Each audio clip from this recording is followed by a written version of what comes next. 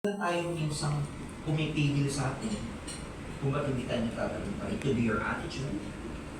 Normal po yun ang pumipigil sa attitude mo kasi galing tayo sa iba't ibang background. Iba-iba yung breathing mo, iba-iba yung pinanggalingan natin.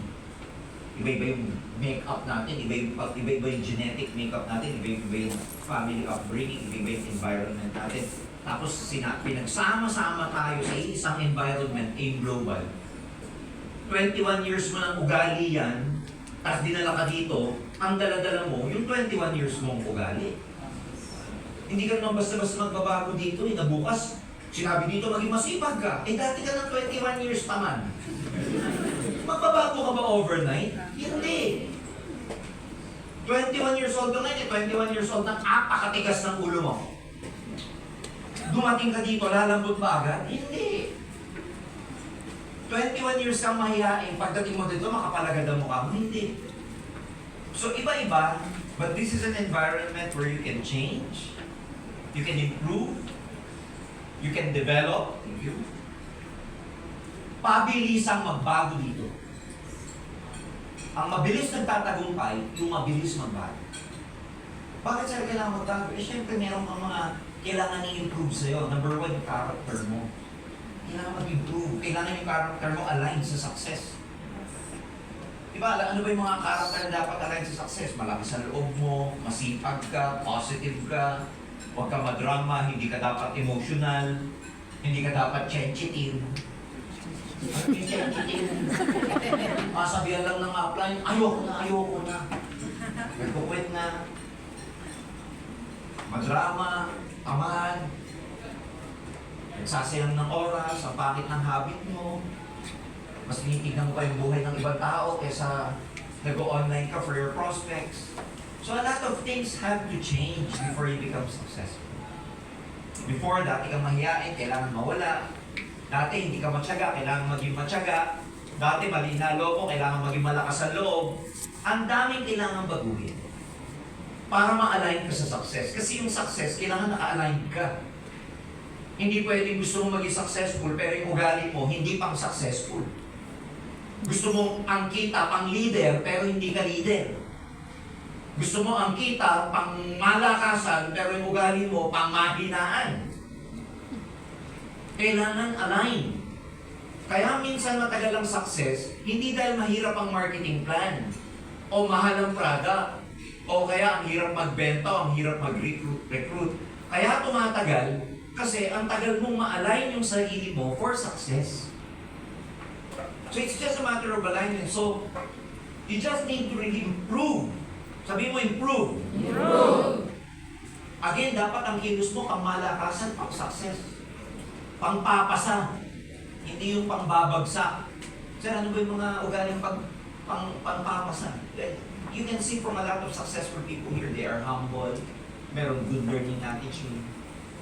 They never give up. Kaya nga ang topic natin, grit. Pag sinabing grit at tinignan nyo sa Tagalog, lakas ng loob, sipag, tiyaga, pinagsama-sama, perseverance, nandyan yan. Hindi humihinto. Because a lot of people, ang problem nila is huminto. Naka-goal sila pag walang nangyari sa akin dito, hinto ako. Isipin mo. Naka-set yung mind niya pag walang nangyari, hihinto. Parang pag-aasawa lang pag sinabi ko ba, pag dito nag-workout, 6 months, iwalay kami. Ganun ba yun? Or ganun ba yung marriage? Or dapat kahit may problema, may workout siya? Hindi workout. Subukan mong mag-gym, subukan mong mag-diet. Let's say nagpapapayat ka and you just jog 30 minutes a day. 30 minutes lang. Or mag-brisk walking ka for 30 minutes every day. After one day, makakita ka ng improvement. Makakita ka? Wala. Subukan mo mag-diet. Huwag kang kumain maghapon ngayon. Bukas pa, kaya ka na. Tama mali? Hindi. Bukas ulit, jogging ka ulit. After 30 minutes, pawis na pawis ka. Tanong, may magbabago ba? Wala pa rin. 2 days pa lang. Mag-diet ka 2 days pa lang, wala kang makikita. Pwede mo bang sabihin mo, Lintek, naglolokohan lang tayo, hirap nito. Wait na ako. Pag tinanong, bakit ka mag-quit? 2 days na, hindi pa ako pumapayat. 20 years mong binuno yung bil-bil na yan.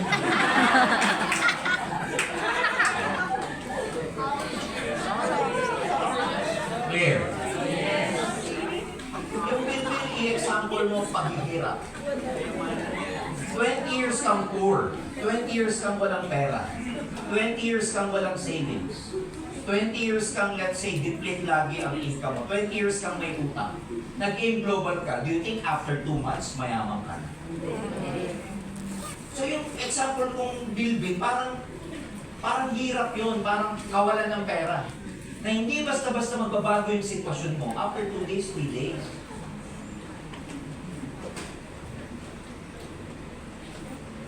Pero ituloy-tuloy mo yung pag-jogging mo, pagda-diet mo. After 3 months, may makikita mo pa. Yes! After 1 year, ang ganda na ng improvement. Yes! So basically, it's the same thing. Example nyo na kung ano yung kalagayan mo ngayon bago ka mag-aim. Kung ano yung sitwasyon mo, it will not change overnight or after 1 month, 3 months, or 6 months. Kaya mali yung judgment ng maraming tao na sasabihin, 1 year na ako dito, wala pa rin nangyayari. Teka muna, 20 years na kahirapan ang binubura mo. 20 years na kahirapan ang binabago mo. Hindi mo pwedeng sabihin 1 year lang, bago na yan. Hindi ganun. Yes. Yung mga nananalo ng sweepstakes, yung mga nananalo ng loto, overnight yun. Overnight, mayaman. May pera agad. Pero tanong, pag ikaw ba nagkapera, overnight, milyonaryo, pwede mo bang i-judge agad na nagbago na ang buhay mo? Hindi. Why? Masasabi mo lang nagbago ang buhay mo pag continuous yung pagbabago na yun. Pero kung ikaw nagkapera lang at naubos after 1 month, hindi nagbago ang buhay mo. And that's the reason why karamihan ng mga tumatama sa loto, jackpot, and everything, they end up being poor. Why? Wala silang na-acquire na skills, wala silang na-improve na attitude and character sa pag-acquire ng wealth nila. You know, when wealth comes to you, when wealth is handed over to you, without you having the knowledge to recreate it for yourself, it will always be taken away from you. Anumang kayamanan na nakuha mo na hindi mo kayang trabahuhin ulit, ay laging mawawala sa'yo. Laging mawawala sa'yo. So di bali nang sa una, nag-network ka, nag-i-invite ka, nare-reject ka, nag-hub ka, nag-online ka, nagpo-prospect ka, di baling hindi ka muna kumikita, pero ang nauuna sa'yo, yung character and skills mo. Yes. Because ang nauuna sa'yo, yung kaalaman sa paggawa ng kayamanan. Dapat maunang malaman ng tao, paano yung paggawa ng kayamanan kesa sa kayamanan. Yes. Because pag nauna yung kayamanan na hindi mo alam yung paggawa ng kayamanan na yun, mawawala yung kayamanan na nakamit. Yes. Are we clear? Yan dapat ang mindset, character na meron ng mga leaders. Merong tinatawag na delayed gratification. Saka na! Hataw muna. Binibuild mo na yung character ko. Tinatama yung attitude ko. Pinatitibay mo na loob ko. Tinuturuan ako magkaroon ng problem-solving skills. Pinahaba ang pasensya ko. Yes. Dito, itetest ng sobra-sobra pasensya nyo. Para pag successful ka na, kaya mong pangalagaan yung success mo kasi matyaga ka at patient ka na. Yes. Kaya ano yung kayamanan naman ikagad sa'yo, hindi mo kayang pangalagaan because you're not right for Yes. your profit. You're not right for your position. You're not right for your power. Kasi pag successful, ang dami niyan. May power, may profit, may position. Maraming P ang pwedeng mapunta sa'yo. Pero mabilis mawala yun pag hindi tama yung character. And you know what? The best way to enhance and improve your character is by your experience. And not only by your experience, by your bad experience. Yes. By your pains, by your frustrations, by your problems. Gumagaling ang tao, tumitibay ang tao, nagbabago ang tao pag meron siyang pain. Pag nahihirapan, pag may hardship, pag may challenges, pag may problema. Ang tao hindi pwede magbago pag nasasarapan. Pag maganda agad sitwasyon mo, hindi ka magbabago. Yes. Pag ang ganda ng mga nangyayari, hindi magbabago. In fact, pag maganda lagi ang nangyayari, pag mayaman ka kaagad, yan nga yung mga buwisit kasama. Ang lalaki ng ulo, kaya yabang. Tama. Pero yung mga na-enhance ang character, na yumaman na nagkapera, ang sarap kasama. They're very humble. Alam nila hawakan yung pera nila. Mga puri. Puri po. Kasi pinaghirapan. Pinaghirapan.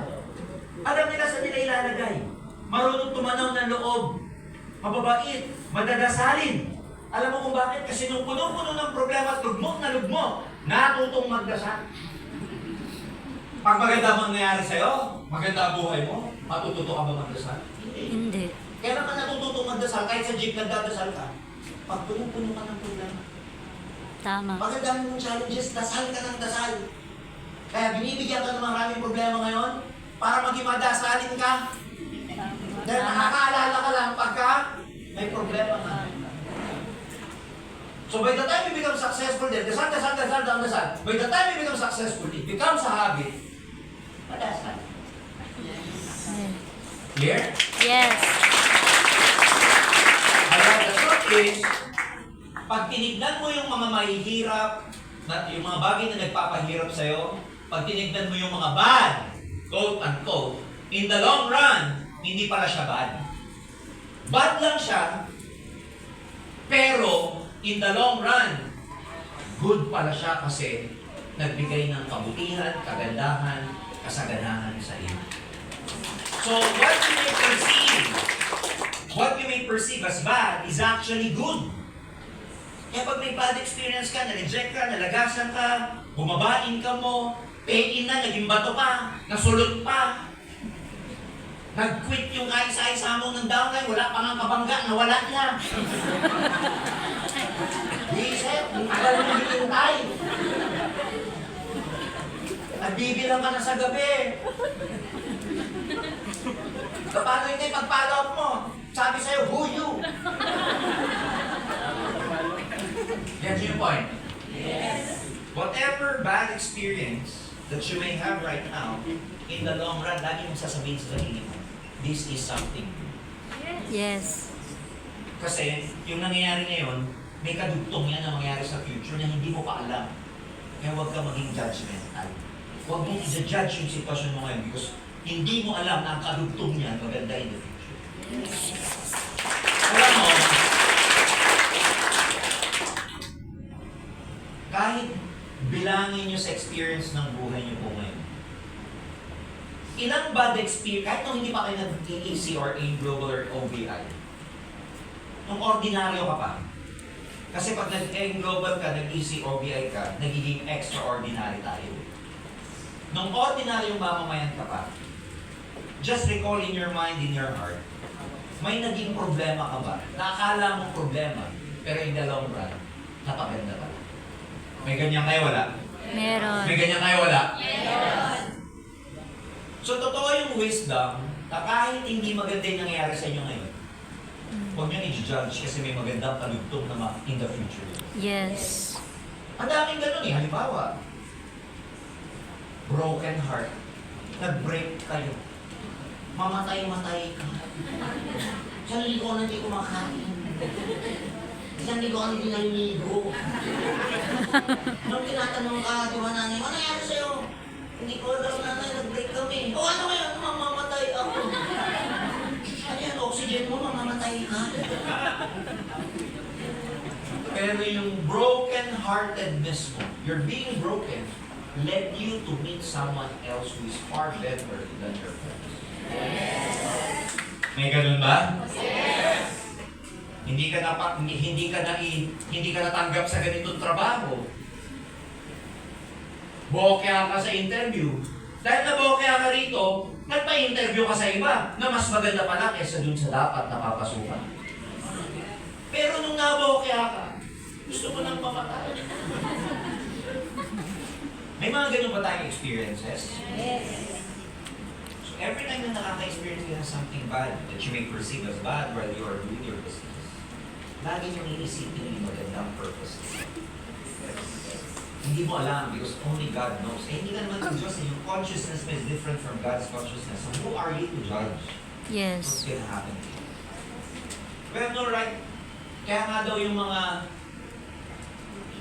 laging nag-worry, yung mga laging nag-iisip in the future, yung may mga fear, another term for them is arrogant. Bakit ganun sa nag-worry? Nag-worry, bakit arrogant siya? Kasi pag nag-worry ka, ginajudge mo yung mga pangit na mangyayari. Kaya ka nag-worry. Ganito yan, ang worry sa future, ang guilt sa past. So pag nag-worry ka, nagiging arrogante ka kasi hindi mo pa naman din alam ang mangyayari. Pero nag-worry. Inuunahan mo yung Diyos. That's why you are confident. Yes. So live free. Hindi mo alam baka yung susunod na Joseph Lim ng AIM Global nandito umaattend ngayong gabi rito. Wow. Maganda ba yan? Bakit ka mag-worry? You are in the best company. The moment you step your foot in this company, karirin nyo na. Pag sinabing karirin, wala na tong atrasan. Kung baga sa ulan, nabasa ka na, maligo ka na. Because the moment na mag-retreat ka, mas maraming magtatawa sa'yo. Iko-confirm mo lang na tama yung mga hinayupak na nagsabi sa'yo, wala mangyayari sa'yo dyan. Eh, nag-quit ka. Kita? Ano nga lang sasabihin ng mga tao, mga prospect na pinangakuha mo? Yayaman ka dito, magbumili ka na. Eh, nag-quit ka. Ano gagawin mo?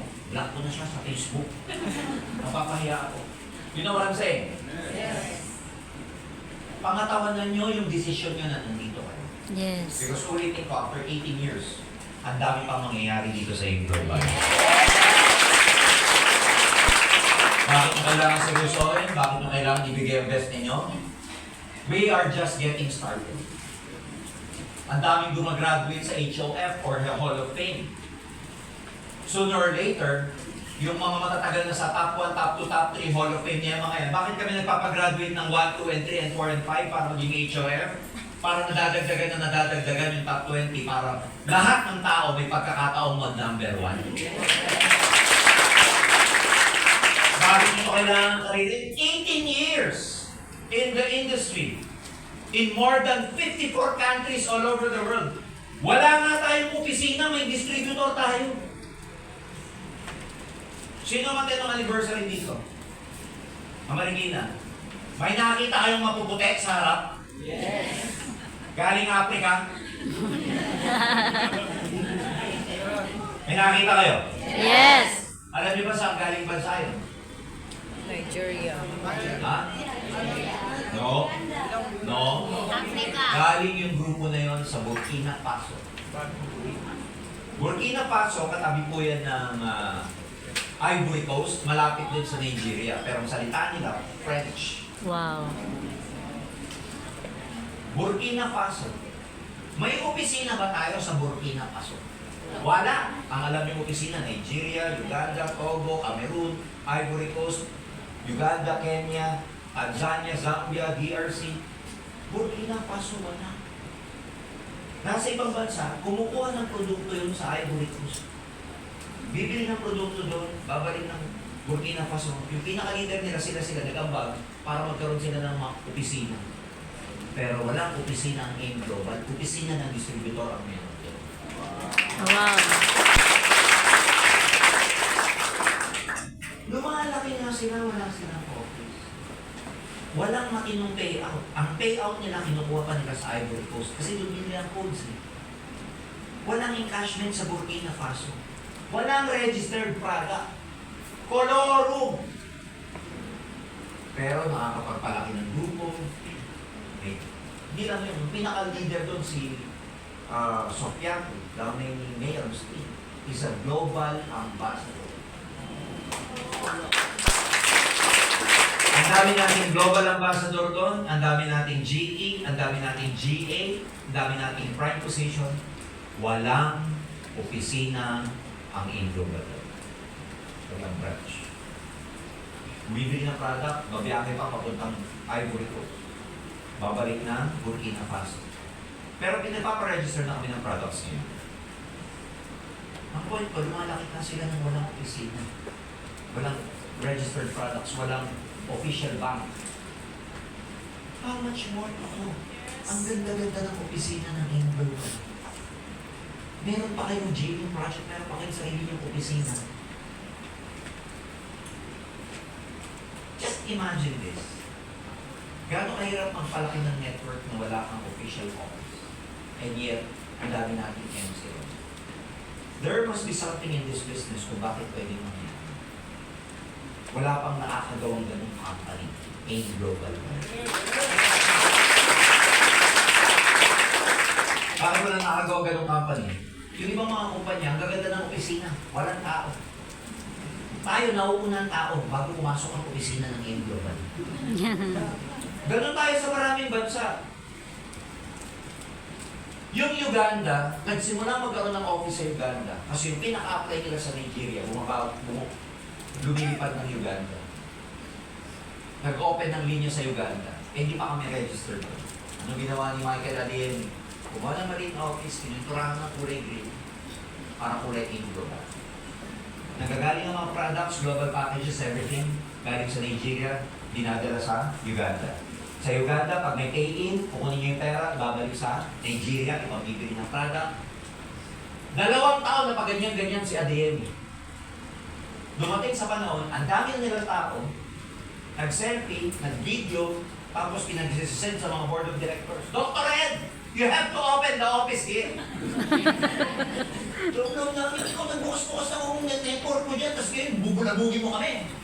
Pero ang point doon, nauuna pang magbukas ang tao ng network kaysa magbukas ng opisina ang kumpanya.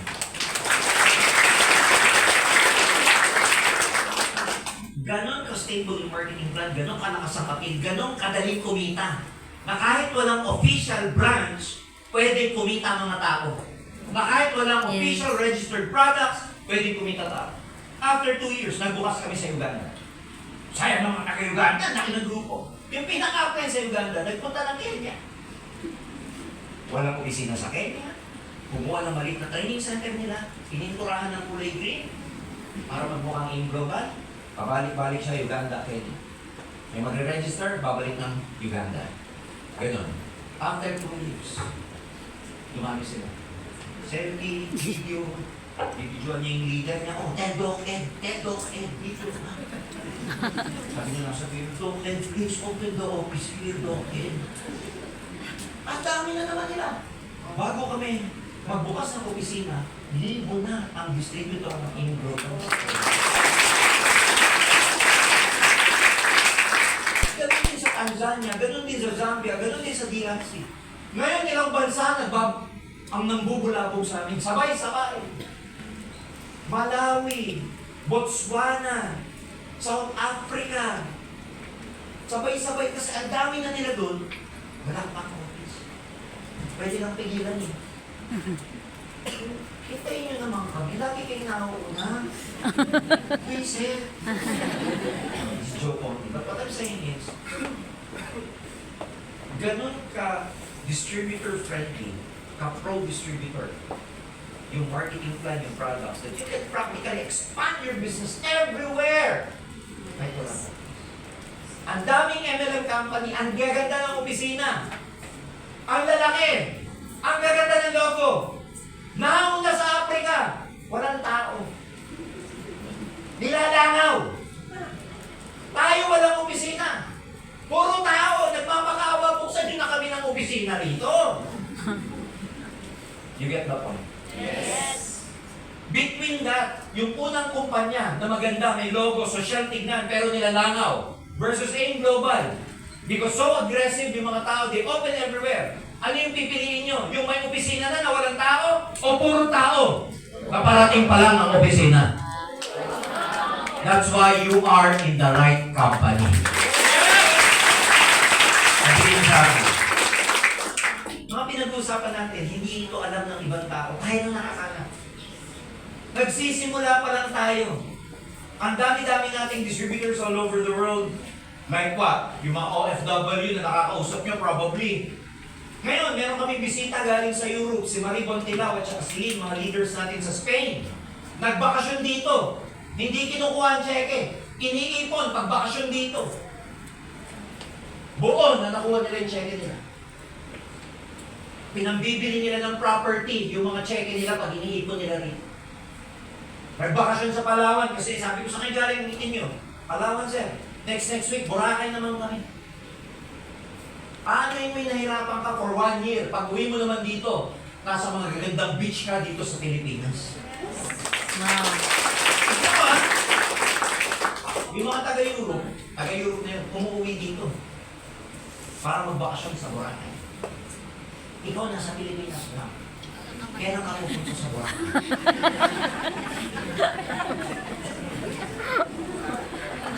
Nagets yung points ko? Alam mo, when you become successful here, I'm telling you, kahit every week, pwede ka magbakasyon sa white sand ng Boracay. Wow. When you become successful here, you can practically eat everywhere. Kahit anong buffet sa Shangri-La, sa Okada, ikaw ang mananawa. Alam nyo, sa totoo lang, pag successful na kayo, ngayon, kumbaga sa Ilocano pa, rawit na rawit ka. Takaw-takaw mo sa lahat ng kinakainan.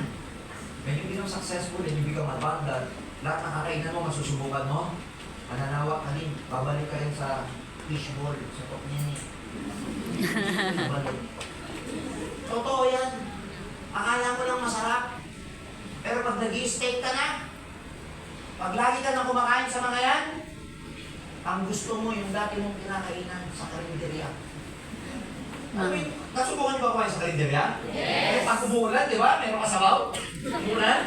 Hindi mo ubus-ubus yung sabaw mo eh. Parang tumutulog yung ulan. Subukan ko yun eh. Masarap kumain ng bulan na pag umuulan, tama? Kain kami bababarkada o kain kami. Wow, boom! Sa sobrang gusto mo, hindi mo napapansin. Kaya lang yung sabaw, hindi na uubos. So parang natutuluan ng ulan.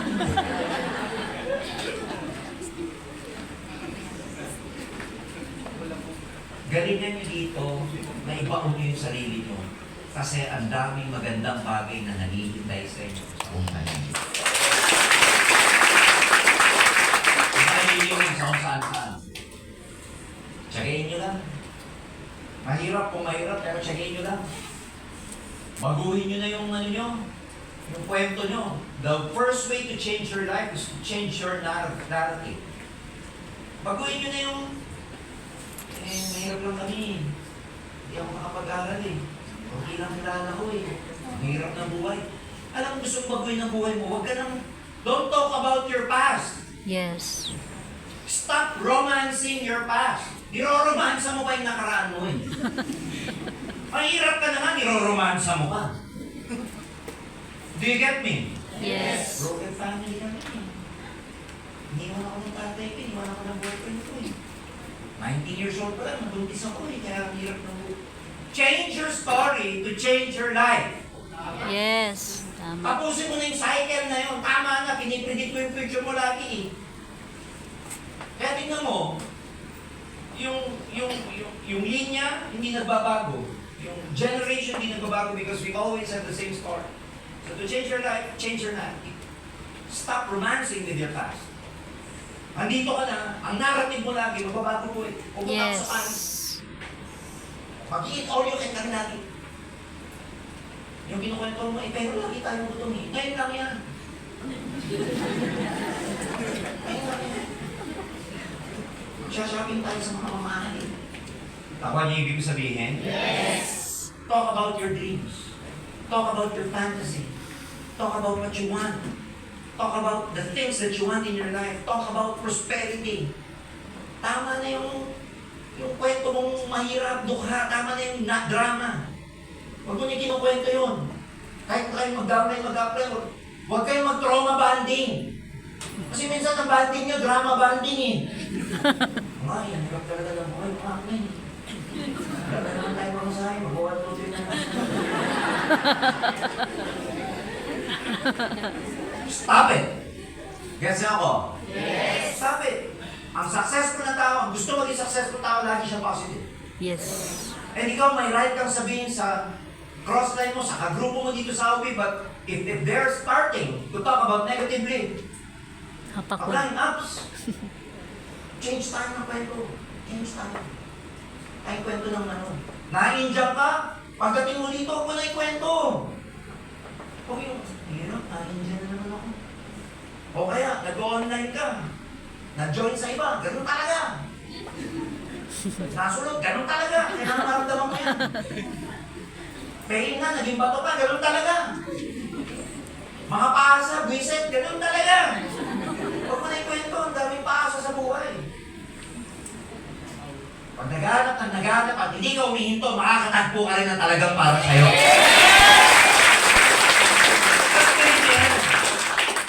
Kahit anong pilit mo, pag hindi tadyang para sa'yo, mawawala din. Yes. Pero pag talagang para sa'yo, kahit umiwas ka, para sa'yo talaga.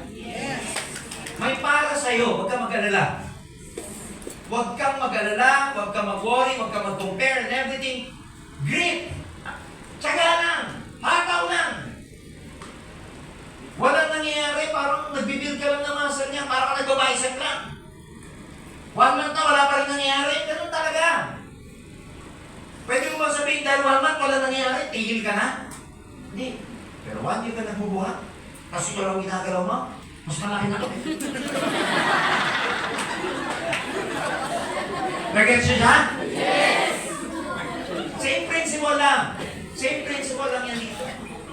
Kasi, ang tunay na pagiging successful, pinag-aralan mabuti to. Ako, nanonood ako lagi ng TED Talk, TV Education, TED Talk. Meron yan sa YouTube. Anurin nyo lagi, kaya sa lagi nanonood nung ano nung ginagawa ng mga TikToker. May isang expert, pinag-aralan mabuti. May isang characteristic daw na significant predictor. Pag sinabing predictor, tagasabi. Hindi tagahula at nagpipredict ng success. Kung meron daw isang bagay na kayang mag-predict kung ang tao magiging successful, hindi daw katalinuhan. Hindi daw physical health and hindi IQ. Kaya kung medyo hindi ka socially intelligent, ibig sabihin nun yung social IQ mo mahina, okay lang kahit hindi ka kalakasan, katamtaman ka lang, okay lang yun. IQ mo average lang, hindi yun ang predictor ng success. Alam nyo, ang predictor ng success, grit, tiyaga, lakas ng loob, hataw, yan ang grit. Grit is having the stamina, lakas. Both physical, emotional stamina, mental stamina. Grit is passion and perseverance for very long-term goals. Tiyaga na pang matagalan.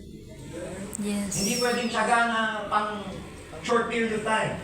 Pang matagalan. Kaya kung meron daw predictor ng success, it's grit.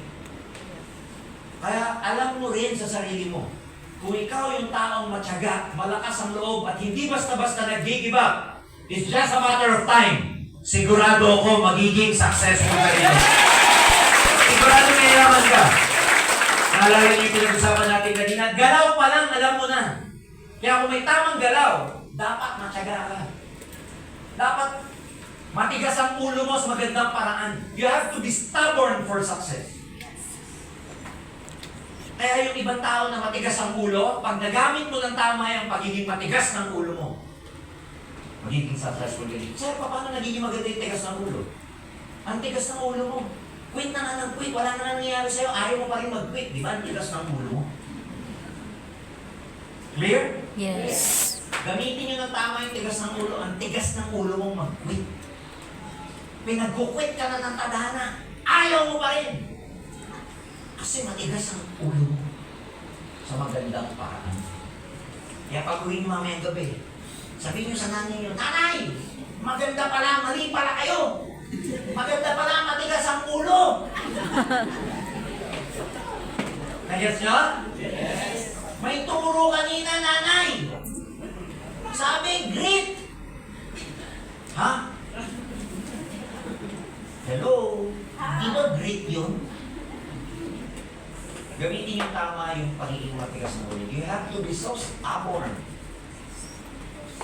Hindi ka basta-basta na. Are you with me? Yes! So, paano mo madidevelop yun? Alright? Grit is sticking with your future. Through thick and thin, dapat nakadikit na kayo sa future ninyo. Itong pag-aim global nyo, gawin yung career, na pagka parang pag-aasawa. Pag nag-asawa, walang hiwalayan. Through thick and thin. Gets nyo ako? Doing networking is like marrying. You see yourself doing this, parang kayong partner ni Aim. You see yourselves doing this for a whole lifetime. Day in, day out, not just for the week, not just for the month, but for years. Sabi mo, years. Years. So, ditong buwan ang bilangan, taon ang bilangan dito, ha? And working really hard to make the future a reality. Talagang tsatsagayin niyo. And how do you do that? Yan. Hindi ko na ipapakita yan sa mga children. Okay. Ito yung mga principles for success. Kung matyaga ka, guys, alam niyo na to. Kung anitin mo na anin mo, the law of sowing and reaping. It always will, if you keep sowing. Ang Tagalog ng sowing, pagtatanim. Yes. Kaya gusto maintindihan nyo ito kasi sa period ng pag-network nyo, may panahon ng pagtatanim at aningan. Sa season ka ng pagtatanim, huwag ka munang mag-expect ng pag-anin.